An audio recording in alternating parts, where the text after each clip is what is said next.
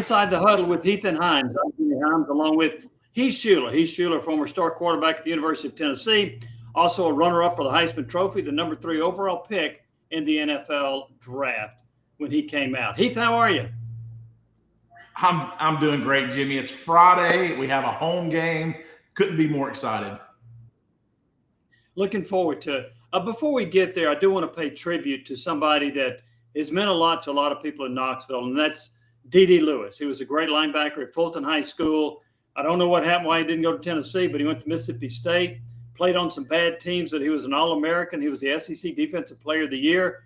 I actually had a chance to see him play at Tiger Stadium in LSU back in '67, and LSU won by 55 points, and he had about 25 tackles. He was the only good player they had.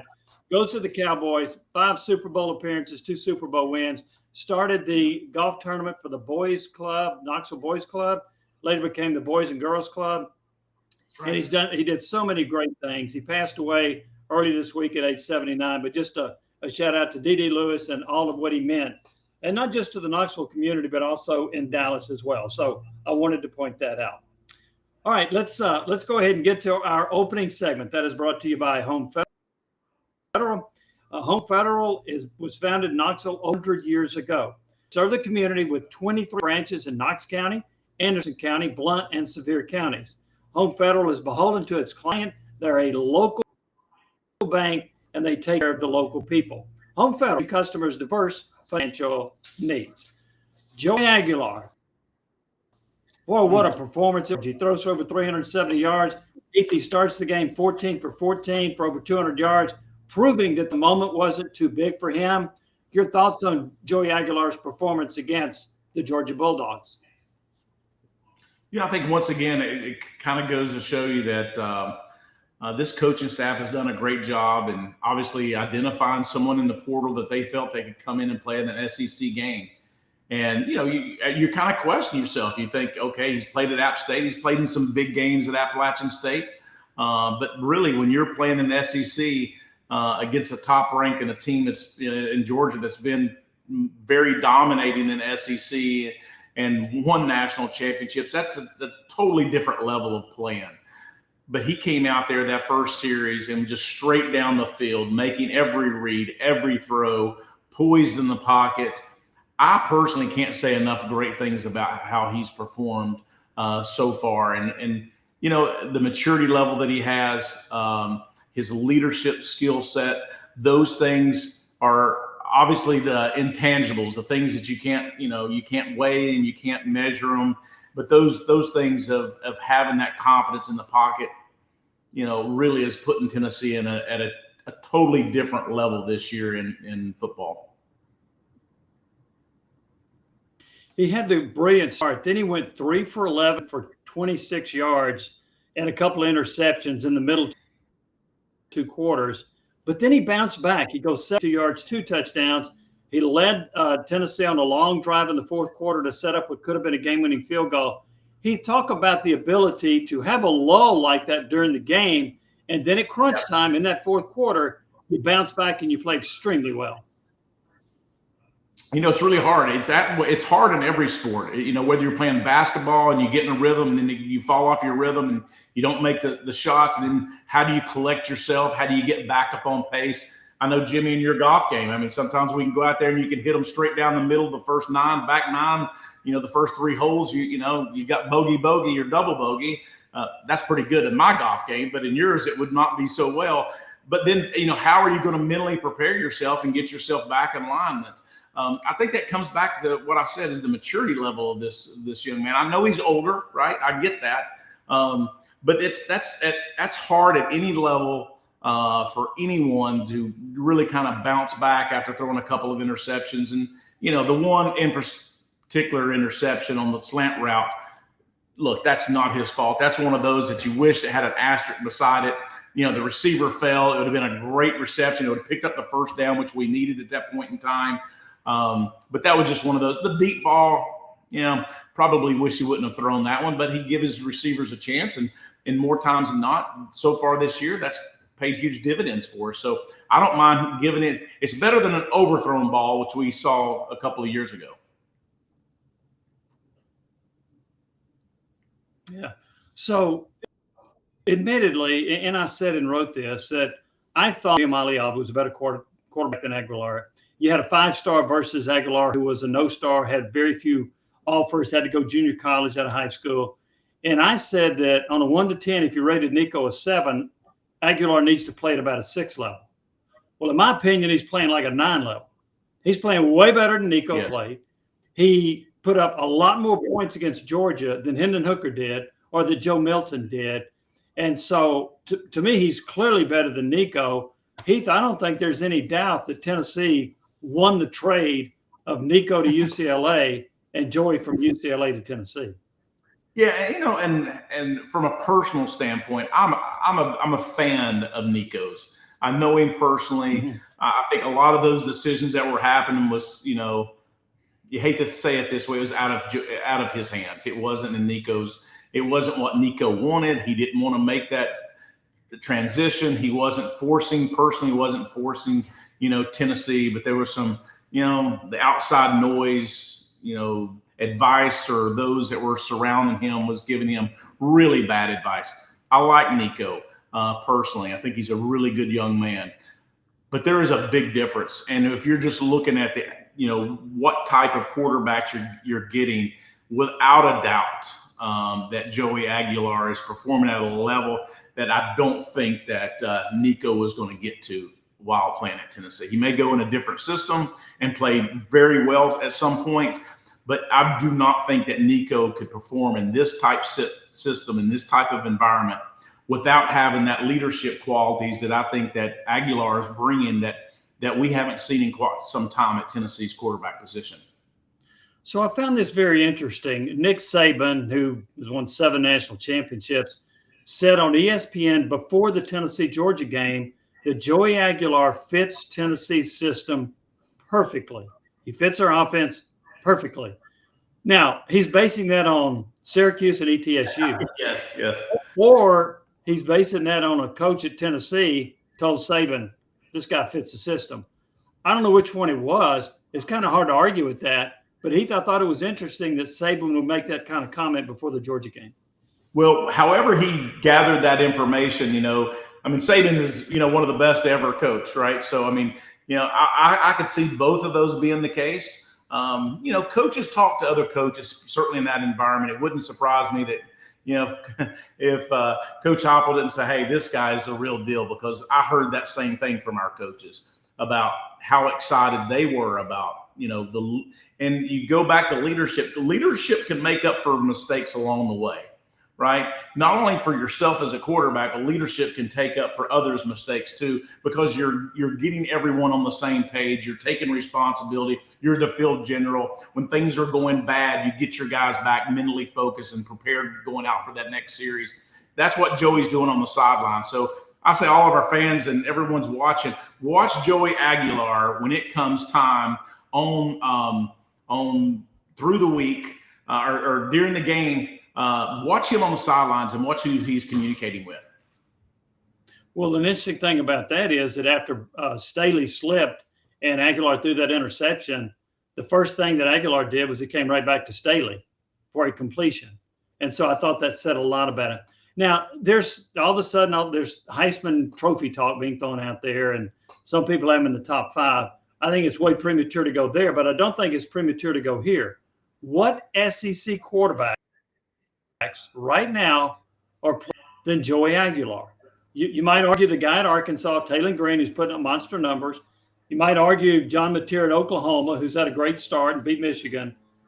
I don't know. I can't think of another. He's playing better than Arch Manning. He's playing better than Garrett Nussmeier. Maybe Marcel Reed at Texas A&M, who beat Notre Dame. But he has put himself in the conversation to be playing as well as any quarterback in the SEC, don't you think? He's my guy in the SEC. I think right now that he is playing the better game than anyone else. I don't think there's any other quarterback playing that well. You got some that can, maybe pass the ball better, which I haven't seen yet. You got certainly a few that can run the ball better, but that's only one aspect of the game. He's able to run, and Joey's not the fastest guy, right? He's not a 4.4 guy. I'm sure he's not even a 4.5 guy. but he's a guy that when he gets out in the pocket, he's able to pick up some yards, and he gets out of the rush, you know, from a sack standpoint. He's smart with the football. You know, I'm liking him better. And if you looked at the ratings when he came in, I don't know, on social media, I look at all these ratings, and they have the quarterback, and, you know, to take the top 10 in the SEC. Well, he never showed up on anyone's top 10 in the SEC preseason. I would be willing to bet those same people, if they went back today, they're going to have him in the top 3, if not number 1 right now in the SEC. I think he's playing at that level. Well, and he's got 9 touchdown passes. Yes. That's 3 a game. That's on pace to throw 36 touchdowns. That would be a record, would it not? There's only been one. It would tie Peyton Manning's record of 36. Yes. Now, can he get there? I guess he can. Will he get there? Because of schedule. I mean, Georgia, an outstanding opponent, he threw for 4 touchdowns, to average 3 touchdown passes a game. But even the fact that we're having this conversation makes it impressive to what Aguilar has done to start the season. And I don't think you mentioned his age earlier. Yeah, absolutely. I think his age works to his advantage in terms of maturity. The moment wasn't too big for him. I don't think if somebody said, hey, you may set a Tennessee touchdown passing record, I don't think he goes, oh, wow. And all of a sudden, he gets the gifts. I don't see that with him. I think he's a pretty cool customer who appreciates the opportunity and will continue to play very well in this system. Your thoughts? Yeah, I talked to the guys that played with him at Appalachian State, you know, again, after, you know, the first couple of games. And matter of fact, one of his wide receiver that went to UCLA with him, Caden went with him out to UCLA, and because he had when all these other kids had 2 years in junior college, he got denied somehow, which makes no sense to me, how some players in certain states get approved to play and not count those junior college days, and others don't. Caden Robertson played at Christ School that I coached, went out with Joey, played at App State, went out with Joey to UCLA, got denied in California. And I saw him after the game. I said, this guy's the real deal. And he says, Coach, he said, this guy is so smooth. You know, he said he's never stressed. He never hits the panic button. And so that was, you know, coming off a loss, you still think that this guy certainly played well enough for us to win the game, for sure. I mean, to have that many yards and to be able to be that precise, even though we turned the ball over twice, I still feel that that Joey put us in a situation we should have won that football game. The next step for him will be to prosper on a true road trip game, and that would be against Mississippi State and all those cowbells. So we'll see how he does there. Yes. All right, let's go to our next segment, brought to you by Matlock Tires. Matlock Tires. They're a full-service tire center. They offer top-quality tire brands. They have expert service and installation. Matlock Tires has 5 convenient locations to serve you. That's where I go to get my tires and oil changes. That's where Heath Shuler goes to get his tires as well. Matlock Tires. All right. I wrote this yesterday and then read a little bit more about it today. But Chris Brazel, Tennessee wide receiver, I was thinking this during the game against Georgia. Can he be what Jalen Hyatt was in 2022? And here are the comparisons that I thought were really interesting. Jalen Hyatt in 2021 got benched because he kept dropping passes. He ended up that season with 22 catches, 220 touchdowns. What did he do the next year after dedicating himself to being a better pass catcher on that jugs gun? 67 catches, 1,267 yards, 15 touchdowns, 5 of those against Alabama, in which he had 207 yards against Alabama. So here's Brazel in 2024, the transfer from Tulane. By the way, at Tulane, he caught 44 passes for over 700 yards. First year in Tennessee's system, 29 catches, 333 yards, 2 touchdowns. What's he done so far? 20 catches, 364 yards, which is more yards than he had all of last year. 5 touchdowns, which is 3 more than he had last year. And then the brilliant game against Georgia, 6 catches, 177 yards, 3 touchdowns against Georgia. I see potential comparisons to Brazel and Jalen Hyatt. Your thoughts on that, Heath? Well, I think you're exactly right, and I hope this trend continues. He's playing exceptionally well, and we talked about this. It takes a couple of years for those receivers to understand this offense. This is not your typical offense where you get a play is called and it tells you to run a particular route, and that's what you do. Based upon coverages and based upon movement in that secondary, these routes alter. And so when those routes are changing at the snap of the ball, you may think you're running one route, but one or two steps into that progression, just like a quarterback reads the secondary, the receivers have to read that same secondary. And so they're making pretty substantial decisions. So it takes time for a receiver to come in and be able to be productive. Because I see if you kind of look what has happened in the trend, they find themselves on the field, and because they're so athletic, they need the game experience. The more time they have to play, the better they're going to get. And then everything starts to click, except for one thing: they don't catch the ball well early. And that's been kind of a little bit of a trend. But now you're starting to see, once they've been in these games and they're starting to play and they know the particular routes, guess what happens automatically? It's amazing how their ability to catch the ball increases so fast. And yes, they do spend the time in the offseason catching the ball. But when you know what you're doing, then you can concentrate on the things that matters. It becomes a reactionary when you change your routes. And when you start catching the ball, you're looking it in all the way. And that's the difference that I'm seeing from year one to year two in these receivers that have been playing under Heupel's system. Thing that I thought was pretty interesting in reading an article in the News Sentinel, it was a really good article, was that it was said that Tennessee is not splitting its wide receivers out from sideline to sideline. They've got them coming in a little bit more, and that the route tree is different than it has been in the past. And they're taking these three receivers and they're using different people in the slot, different people on the wide side, different people on the short side of the field. Have you noticed a difference in them not spreading the field with the receivers as much and a different route? I don't know about the route tree, but I do know that there are different routes that they are running than they have in the last few years. And part of that's just the way every offense. If you're a great coach and a great offensive line like Heupel and Coach Halsley are, you're transforming. You're trying to add to your system. You're trying to do more and complement your base plays to be able to be well, you're not so predictable from a defensive coordinator standpoint. So I think that I wouldn't say that they're a different route tree. I think they're different routes that they are running than they had in previous years.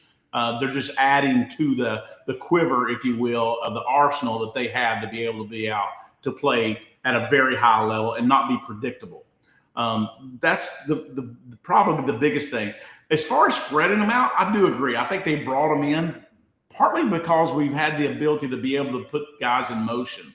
And when you put the players in motion, defenses start televising what coverages what they are. And that immediately helps that quarterback and understand what's happening. And it gives you the pass protection to make sure that you got the pass protection in the right manner. If you need a side adjustment, a blitz read, or you're able to stay with that particular, or in the run pass option game, okay, whether you give the ball or whether you take the ball. And so having that ability, you're going to have those guys in a little closer when you're going to start doing some movement. So I think all of those things are just, that's the progression of great offensive coordinators, offensive coaches, and they're progressing in their own system. Here's another reason that I think Brazel's having such a good year. I think he's a better fit with Joey Aguilar. And I say that from this perspective. Aguilar on the deep ball puts more air on it, and he gives his receiver a chance to make a play. And Brazel's 6'5". He's going to be taller than any defensive back that he goes against, whereas Nico threw more of a line drive. So several of those long passes that Brazel caught, it was thrown up, giving him the chance to go up high and get it, and he did it multiple times. So I think the chemistry between Aguilar and Brazel is better than it was with Nico. I totally agree. And that the flat ball, Milton threw a flat ball I thought Hendon Hooker threw one of the prettiest deep balls that you could ever see. But both Nico and Joe Milton threw a flat ball. If you look at Russell Wilson, probably throws the best deep ball in the NFL. Real high arc, gives his guys a chance to make a play on it. The other thing that I will tell you about, Jimmy, I think that what helps when you have a player that's playing so well like this, it'll put defense coordinators asleep. They'll forget about Matthews over there and how well he can play. I mean, we're talking about a 5-star wide receiver that can play extremely well. I think he'll start coming onto his own. I think it wouldn't surprise me if you don't see against Mississippi State or where he's getting a lot of time, that he's going to get his 3 or 4 touchdowns in one single game, just because they'll pay attention to Braswell, opens it up. And when that starts happening, Tennessee's going to be more productive, even more than they currently are now on offense. What I also think is interesting that I thought a year ago, the wide receivers were the most underachieving group on the team based on talent. This year, it's the most improved unit on the team, because I think Brazel's maybe the most improved player, and Matthews is one of the most improved players, and Staley's a good player as well. But I think that trio is going to be outstanding this year. They're certainly off to a great start. Well, I think you said it right, Jimmy. I mean, if you look at our trios, we got 3 in the backfield and we got 3 at wide receiver. And we expected our running backs to be pretty good, right? But I think our very first show, we have a big question mark over two positions on offense. Well, really 3. We didn't know how Joey was going to be, Aguilar. So we had a question over quarterback. I think that box has been checked now. Our wide receivers was the other check mark. We were really concerned about that. Are we going to be able to get off the ball? I mean, we talked about going in the Georgia game. We're going to find out what kind of receivers we really have, because in the years past, we've really struggled getting off the line of scrimmage with the defensive backs. And that's a really good defensive backs that Georgia has, but we performed better than they did. You know, our receivers versus Georgia's defensive backs, we won that battle. The other is our offensive line. We talked about our offensive line. That was a huge question mark for us. And I think they answered the call. One thing about Braswell I really liked was that he talked about in film study that one Georgia defensive back would press cover you with 2 hands, one would do 1 hand, and one didn't really do much of anything except try to take an angle. And so when he went against that guy, he blew right by him. His name was Robinson, and he caught a touchdown pass against him. So that tells me he's committed and dedicated to being a great receiver when he spends that much film time and notices little things like that. So I think that's big for Braswell. It's big for this receiving core. So, yes, sir. All right. Next is our next segment is brought to you by Thrivent. Thrivent is whether your retirement is far off or fast approaching, now's the time to plan with the expert team at TriStar Wealth Advisors with Thrivent. Kevin Canarinshell, his son Derek Canarinshell, Chad Brogdon, and Natalie England, they're there to help you work toward your goals. Give them a call at 865-494-2667. Tennessee is back to the hot strike offense. Back in 2022, Tennessee led the nation in first quarter scoring. They averaged 14 points a game. So far this year, they're averaging 21 points a game. That includes 21 against Georgia. So, yes. Heath, what do you see as the keys to why Tennessee has been able to score so many points in the first quarter of their first 3 games? I think the offseason was really made a difference this year. I think going from Hendon Hooker to Joe Milton, I think we took from an offense standpoint, the things that started. I'm not saying we didn't take a step forward, and I think Joe's very smart quarterback, incredibly talented. But I just felt that our offense didn't take that step forward. Last year, I certainly don't think it took a step forward last year at all. I think we were the same offense that we were 4 years ago. But I think Heupel did some really amazing things. I mean, getting the tight ends in the game, the over routes, those are things that we haven't seen. Not in Tennessee offense. So it'll cause some havoc, and we're finally throwing the ball back across the middle. I think there's still areas of improvement for our offense, I think our screens, we have to do a much better job of running our screens. I think it needs to be more of a viable part of what we do. Right now, we're not great at our screens. And I'm not talking about the wide receiver out wide, but I'm talking about the screens to the backs or the tight ends within the box. I think we got to improve on that. I think we have to improve on our draw play. But I do believe that this offseason, there was enough changes made that it's keeping these defensive coordinators off balance. And I think there's more to come. But I don't think that we're going to show just because Joey needs more and more time in this offense. Because remember, he didn't have to go through spring ball with us. I think as this season progresses, you'll start to see more and more wrinkles of what was installed in the offseason.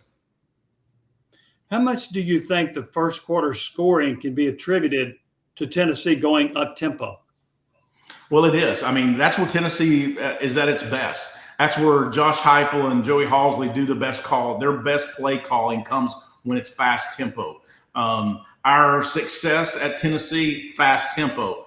What happens is defensive has to be more vanilla. We catch them off balance. We catch them in the wrong personnel. We got to keep them on the field, right? We want to keep their defense on the field. The faster we go, the better off we're going to perform offensively. Some quarterbacks can perform at a very high, fast pace. Think of a quarterback more like a basketball player coming down the court and you're the point guard. That's how a quarterback in this system is actually reading the defense. They're trying to make the plays, seeing the whole field. Everything's happening at once. It's that fast 2-minute drill. Some quarterbacks operate extremely well, and then others need to take a step back and have more of a thought in their decision-making. When I think Joey Aguilar is a type quarterback that the faster it is, the faster there's no distractions in his minds. He's very focused on what's happening, and he can make decisions that become reactionary, not thoughts. And I've had quarterback coaches after quarterback coaches. I got to spend, on Saturday, David Cutcliffe got to spend, a pregame with David Cutcliffe on the sidelines and talk to him.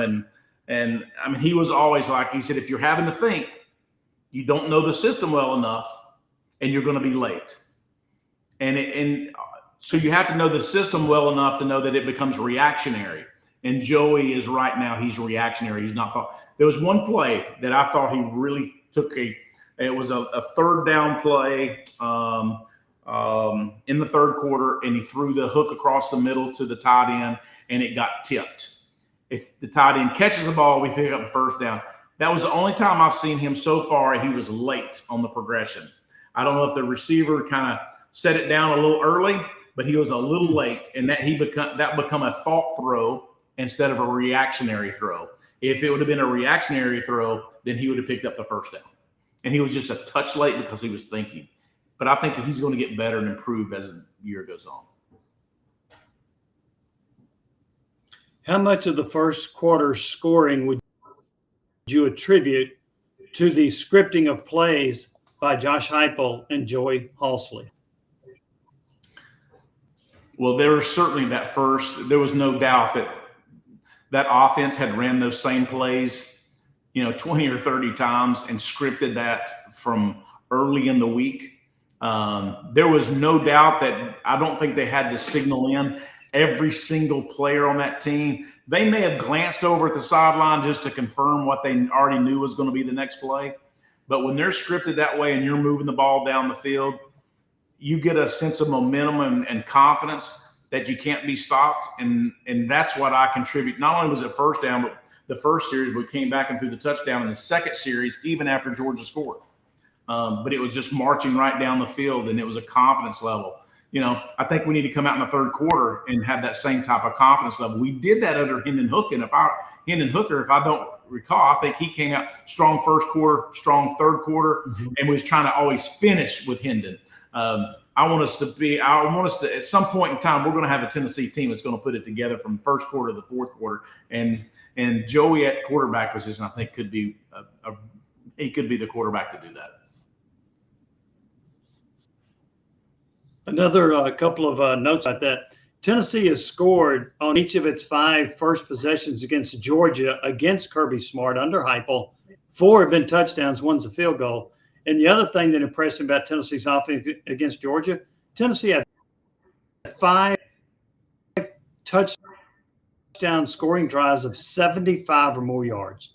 Has done that against a Kirby Smart team. So that was another impressive thing about what Tennessee did against Georgia. All right, let's go to our next segment. Our next segment is brought to you by Marcos Garza Law Firm. These are attorneys that care about their clients. Now, you want a local attorney, you want a proven attorney, you want a quality attorney in your corner. That's what you get with Marcos Garza. Let Marcos Garza help you learn more at garzalaw.com. Now, granted, Georgia's probably not as good as they were when they won back-to-back national championships in 2021 and 2022, but they're still a very talented team. They are, or have been in some circles, the highest rated team ranked team in the SEC so far. So if Tennessee can go toe-to-toe to Georgia and probably should have won it, what does that say about Tennessee's ability to go toe-to-toe with any other SEC team or perhaps any team in the country? You know, I was probably like all the other Tennessee fans. I was absolutely heartbroken after the game. And it took me – I certainly didn't get over it Saturday evening, and I didn't get it over Sunday. But about Monday, I started to realize and felt good about the things that we did accomplish, that it was far exceeded my expectations. And I really believe that we can compete with any team in the league, including regardless of where we play them, whether we play, Mississippi State, Alabama, Florida. I don't care where we play. I think we have the team and the composure within that team that we can go and play. We get 4 guys back on defense. That could have been a different ball game against Georgia. I would, that's 4 incredible players that we didn't have available for the game on Saturday. You put those guys in, that's a different ball game. Not saying it may or may not have made the difference in a win or loss, but probably so. Yeah, we'll dive into that with another segment and analyze that situation. One thing about Georgia, and I wondered how Gunnar Stockton would be in his first start on the road in a hostile environment. Well, he answered the bell. He played extremely well. Threw for over 300 yards. A brilliant pass on that 28-yard touchdown pass on 4th and 6. He also ran effectively. But the one thing that when I watched that game, I've heard a lot of people say, well, Georgia's just not as good as they were. I'm not willing to discredit Tennessee's performance just because you don't think Georgia's as good as they were. They're still plenty good, and they're still a team that many people would favor to either win the SEC or play for the SEC championship. So I don't take away anything from Tennessee's performance just because you don't think Georgia is as good. Here's the other thing, too. Here's what tells me you can play with about anybody. You led Georgia by 14 points in the first quarter. You took them into overtime. If you make a 43-yard field goal, the whole conversation is different about this game, right? So I'm applauding Tennessee. Yeah, I'm applauding Tennessee more than I am saying, hey, Georgia isn't as good. The 3 plays would be the field goal, the 4th and 6 touchdown pass, and the 2. Yeah, so that's the 3. But yeah, that's close. Any of those 3s are a different outcome. We win the ball game. That's right. That's right. So I actually feel better about Tennessee going forward, even in defeat, than I did going into the game. Of course, I'd have felt better about them if they'd won the game, but I feel really good about where Tennessee's headed this year. I think they got a chance to be a really good football team. All right, let's go to our next. You're going to like this one. Our next topic, our next segment, and that is brought to you by Gambuza's Barbershop. Gambuza's Barbershop is the undisputed leader in the Knoxville market. They offer a barbershop experience that redefines men's grooming. I've been there. I've seen it. It's really cool. They set the standard for quality and style, from precision haircuts to shaves. Gambuza's Barbershop. Men belong here. Star Thomas. He actually played at New Mexico State with Diego Pavia, the Vanderbilt quarterback. I think he's turned into Tennessee's best running back. He's led Tennessee in rushing each of the 3 games this year, and he's been the string running back. So I was impressed with what he did at Duke. Heath, I'm wondering, I don't know about starting him, But I do believe he needs more touches. He needs more carries. What are your thoughts on Tennessee using Star Thomas more than they have? You know, I think what's ultimately going to happen, I think we'll have this same conversation, and it may be Lewis next week. And then it may be Bishop the following week. I think we got 3 incredible running backs. The key will happen is which one of those running backs early on in that first series has the ability and the vision and the balance that's going to run better than the next one.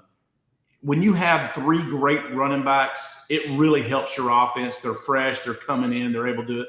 What I have seen that I've liked about all 3 of those running backs, and it has nothing to do with running the football, it's their pass protection. Their ability to pick up the blitz has been really solid this year. They have really taken a lot of pressure off of Joey. I didn't see that as much last year. At times we had some mishaps, and we had a great running back last year. But I think once we, trying to get our running backs out there and fill a void, we don't have that as much this year. Maybe it's partly the way we're throwing the ball outside, because teams last year didn't worry about us throwing over the middle because we never threw the ball over the middle. And so I think that has a part to do with it. Their pass protection at the running back position is so strong. I mean, it really is strong. So I like all 3 of them. I just think that each week it may be a different one, but Star Thomas has proven himself to be able to. I mean, he can play in this league and certainly prove it at Bishop. And they're all great kids. They're great young men. They work hard. They celebrate. They pull for one another. And it seems like they're in it for all the right reasons. And there's obviously you have competition. You're trying to push each other to be better. And the better that Star Thomas gets, I promise you Bishop's going to even get better as the year goes on as well, and Lewis.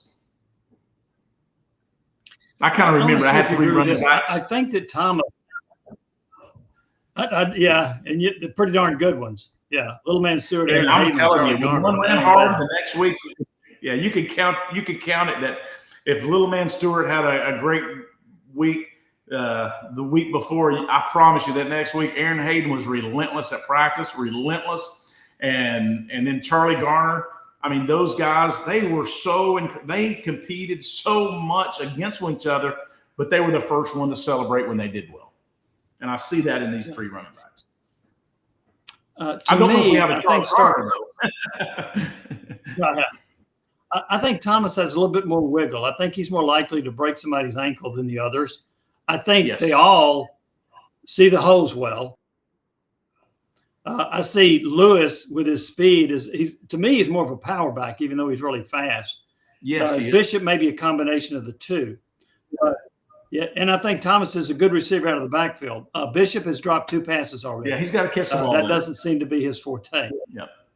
Yeah, he does. He does. So we'll see going forward what they do with Star Thomas. But I would like to see more touches from Star Thomas, in part because he's on my fantasy football team. Okay. Here Jimmy's promoting on our show his fantasy player to try to convince Coach Heupel to put him in the game more. I'm gonna text him. All right, I'll see Coach on the sideline Saturday. I'll say, hey, Jimmy's got Star Thomas on his fantasy team, and he's behind this already in the league. So we need to make sure that we get Star Thomas some more carries. Hey, you got to feed him against UAB. Feed him. I want 20 touches. All right. All right. Let's get to our next segment. That's brought to you by A.G. Hyams Company. Whether you're building materials, whatever building materials that you need, whether it's commercial or residential, at A.G. Hyams Company, they've got it. If you're starting a project, you know who to call. They have been in business for 105 years. I actually went to their 105th anniversary celebration. A.G. Hyams Company, selling building materials since anyone can remember. All right, the defense has struggled a little bit. They gave up a lot of yards to Georgia. Georgia had 502 yards. That's the most yards Georgia has gained against Tennessee since Josh Heupel has been Tennessee's coach. 304 passing, 198 rushing, 44 points, 6 were in overtime, but 44 points. Last year, Georgia had 31 points, 453 yards, 347 passing, but they ran for 106. Yeah. So, in Tennessee's defense against Syracuse, allowed 274 yards passing, and one of the running backs had 91 yards and 3 touchdowns. So here's the question that I have. Tennessee's defense, by the way, allowing 29 points per game. A year ago, it allowed 16 points per game. The injuries to the 4 starters, yes, 2 cornerbacks, 2 defensive linemen. Is that the main Tennessee has struggled, or do you think something else comes into play, Heath? No, I hate to think of it like this. I think I don't think the problem's in the secondary as much as it is having too many of the current starters that are, they are 63 plays, I think, 64 plays in the game. So that's a lot of plays to play in a game as a defensive lineman. So not having that depth in the defense, I think that to me makes it very challenging because late in that fourth quarter, those guys were dragging. They didn't have the depth. So I think missing those 2 starters in the defensive line really makes it challenging for us. I think our corners have played well enough tonight. Even our freshmen played so well. I mean, they talked about that 4th down play. Quarterback, Stockton made the best throw that you could ever ask for. The receiver did a great job. I mean, probably the only way to defend that was a pass interference. Now that he didn't tackle like I would like for him to. I mean, but that's a lot of freshmen. There's a big difference going in and tackling the guy that's 16, 17, 18-year-old, and 6 months later you're playing against a guy that's 23, 24 years old at the running back position. That's a very mature man. As far as those defensive tackles, David Hobbs and Jackson Moy, both starters, and what ended up happening was Tennessee's backups or the starting tackles, and they had 2 freshman defensive linemen that I'm sure they weren't intended. Ethan Utley and Mary I having 26 snaps each. And then Don Bailey, who's a defensive end, played some at defensive tackle. And when you're a defensive lineman and they're used to playing about 40 snaps, and now you're playing about 65 snaps, that can have a wear and tear on your production, which I think may have shown up in that overtime when Georgia ran right down. Ran down the field. They were dragging. They had their hands on their knees. I mean, when you're 6'5", you weigh 345 pounds, and you played 65 snaps, I will promise you on Sunday morning, those guys were tired. They really were. And I mean, you saw Joseph several times. I mean, I thought at defensive end, Joseph played extremely well. I think he had 3 sacks, didn't he? I mean, just absolutely phenomenal the way he played. But I mean, he was giving it everything he had every single play.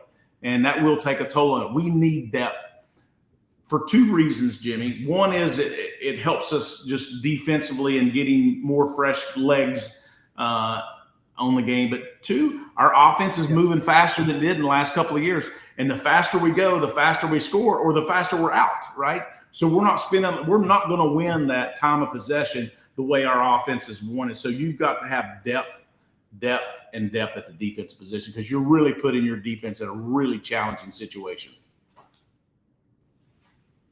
Jamar McCoy was an All-American. He suffered the torn ACL in January. Not sure when he's going to be back. Ricky Gibson, I think, is a more significant. If he comes back, I think it'll be late November. So that's a concern. I thought Ty Redmond had a tough game, the freshman cornerback. They targeted him 7 times, 6 catches, 113 yards. They went after him on the very first play of the game. He allowed a touchdown. He also played 95 snaps. 95 snaps for a freshman cornerback who probably coming into the season thought he might play 25 snaps. And then on the other side. The whole season. Yeah, the whole season. Colton Hood, the transfer from. Hood played 94 snaps. So your cornerbacks, 94 and 95 snaps, that's an inordinate number for defensive backs to play, unless you're Travis Hunter. So, I think now, so the question is, when Tennessee returns, I'm going to say at least 3 of these guys, because I don't know about Gibson, when the 2 defensive tackles return, and when the other cornerback, when Jamar McCoy returns, Heath, can this defense be as good as it was a year ago, or do you think there's still a bit of a step down from what they did a year ago? I think there's the opportunity there to be as good as we were last year. It's really going to be dependent upon how that second string, how the second string and third string, how they're elevating their play at practice, how are they preparing for the game? Are they preparing as if they're a starter? That will be able to tell you. I mean, from as far as the front seven, I think we're as good as we were last year. But the defense is not just 11 players. Ironically enough, you hear a lot of people say, "Oh, it's 11 on defense." No, it's that whole entire defense. It's every single player on defense. They have to be ready to play at any moment because we need the depth. Just because of the amount of time that our offense will keep our defense on the field, unfortunately. So we have to have the depth, and those guys have to rise to the occasion and be prepared to play. And I think you're going to see some 2s and 3s hopefully get a lot of playing time, and it'll help them, as Coach says. They've got their craft, and they're trying to hone in on it, and they're trying to do is, get better and better. And so hopefully we'll get out to a really good start against UAB and give everybody an opportunity to take more snaps. It's still early, but through 3 games, as we mentioned earlier, Tennessee giving up 29 points. Last year they gave up 16 a game, 365 total yards per game thus far. Last year that total was 293 and ranked second in the SEC. And the big difference in the yardage, it's not so much the run defense, it's pass defense. Pass defense has given up 60 more yards per game than it did a year ago. Okay, let's go to our next segment. And our next segment is brought to you by General Insurance Services. General Insurance Services, they are located off Hardin Valley Road. They offer senior discounts, great prices on car insurance. They offer auto lien, and you can get a quote in just a couple of minutes. You can check them out. General Insurance Services, a Shuler family-owned business. And Navy Shuler, of course, works there. And from what I'm hearing, he's working pretty hard over there, Heath. He is the owner. Last night I called him and it was 7:30, and I guess we've never kind of taken Navy, even here he is an adult. I guess we, as a family, we keep the life 360, so I get to see where he was. And at 7:35 last night, he was still at the office. And I said, "What are you doing?" He said, "I'm still working, Dad."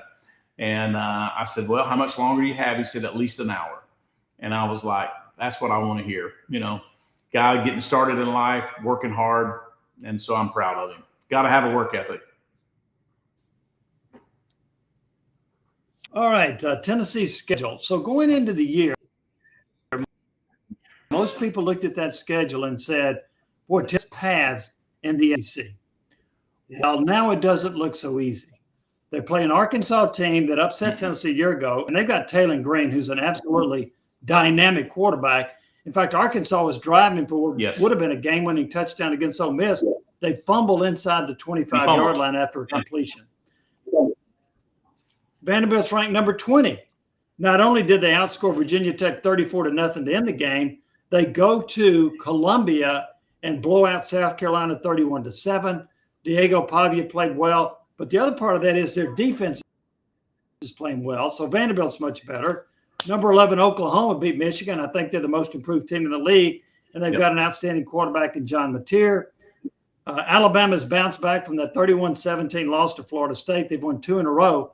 And Ty Simpson, their quarterback, since that game, I think he's 41 out of 46. No, I think that's right. He's only had 5 incompletions in the last 2 games combined. That's 5 incompletions. All right. Yeah, that's ridiculous. 17 of 17 in one game. And then Mississippi State's number 29. They beat Arizona State, which won the Big 12, and pushed Texas a year ago. Now, Florida's not as good. Tennessee still had since 2003. DJ Legway had 5 interceptions against LSU. Heath, a lot of the teams on Tennessee's schedule are better than they were a year ago. This is going to be a challenge for Tennessee with the improvement of some of these SEC teams. Yeah, actually, if you'd have told me that Florida would be the bottom of that list that you gave me, I would have said, no way, Jimmy, not the start of the season. I thought Florida was going to be Now, and not taking nothing, they're going to be a very difficult and challenging team to beat in Gainesville. You know, I mean, that game will all probably come down to who's the coach at that point in time. I know coaches don't play on the field, but will it be someone that team rallies around as an assistant coach that comes in as an interim coach after there's another loss or two down in Gainesville? But Vandy, you know, you always hear about all these schools, and you know everyone's got these mottos, and you know everybody's had that motto at once that we believe.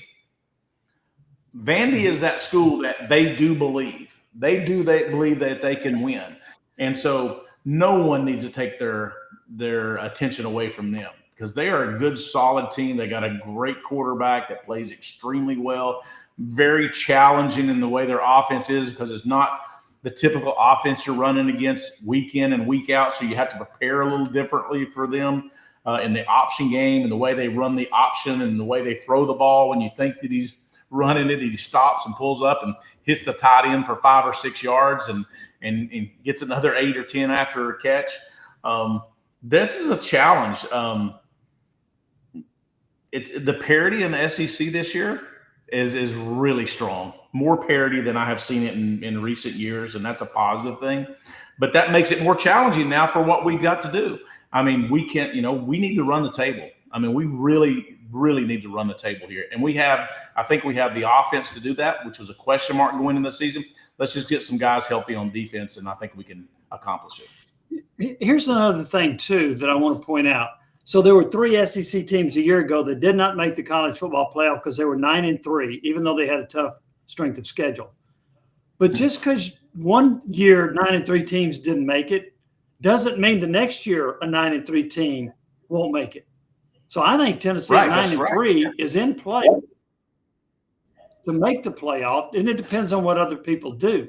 Right. But the committee has said, the College Football Playoff Committee has said, we're not going to lose as much as we did a year ago for a weak schedule like Indiana or SMU. So I think Tennessee's strength of schedule is neither one of those teams need to be in the playoffs last year. Yeah. So I think that's a positive.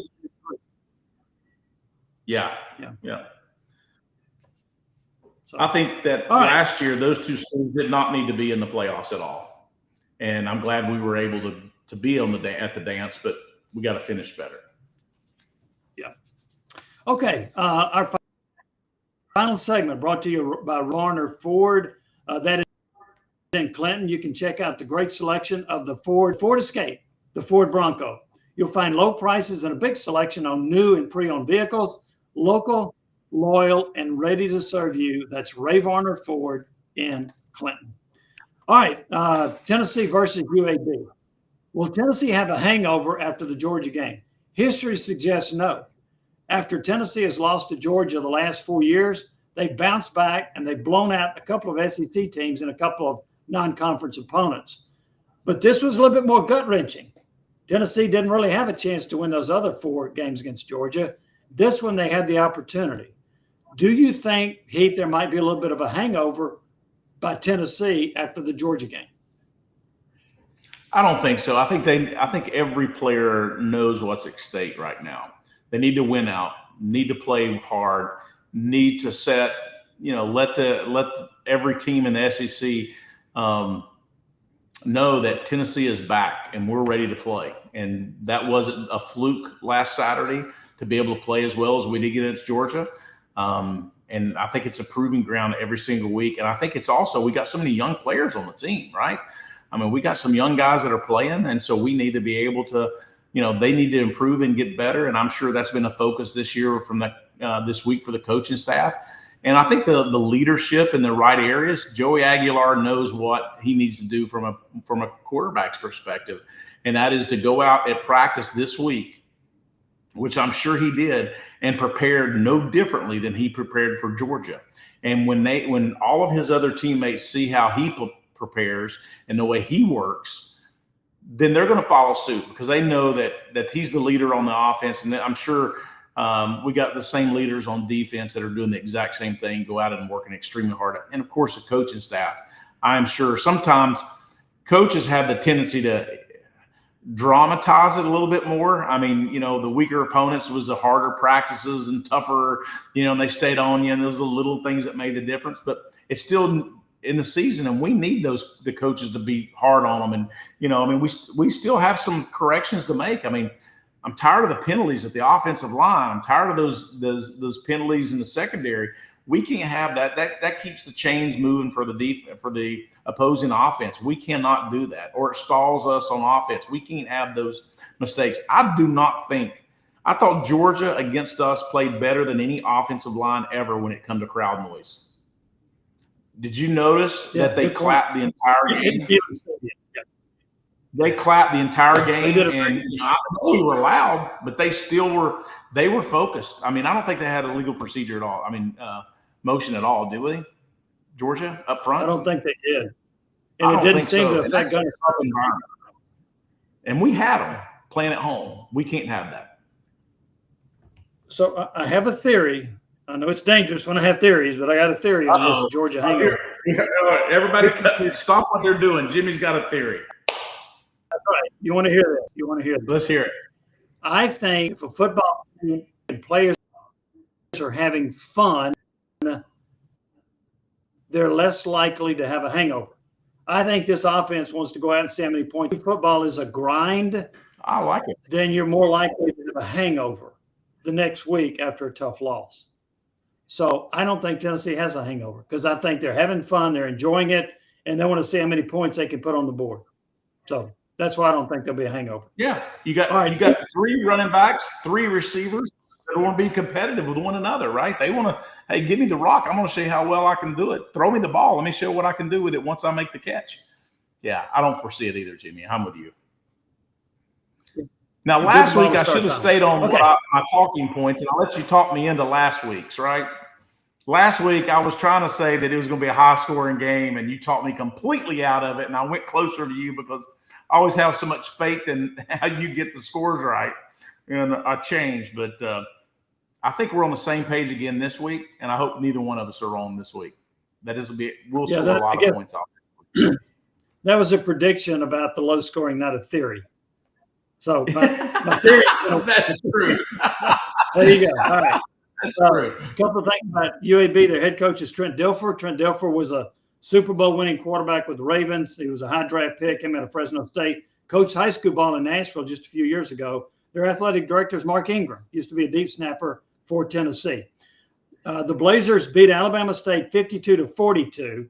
Alabama State scored 42 points. Yeah. Navy beat them 38-24, and they ran the ball. And then Akron, so the offense at UAB is averaging 35.7 points and 451 yards. That's good. Yeah, the defense is elite. In 219 rushing, 254 passing, 473 overall. I can't imagine UAB stopping Tennessee's offense. Can you? Not a chance. There's no way they're going to stop our offense. Dilfer, of course, he's going to get an offense in there. He's an old quarterback, so he's going to make sure he's got his best athletes probably on the offensive side of the ball. They're playing extremely well.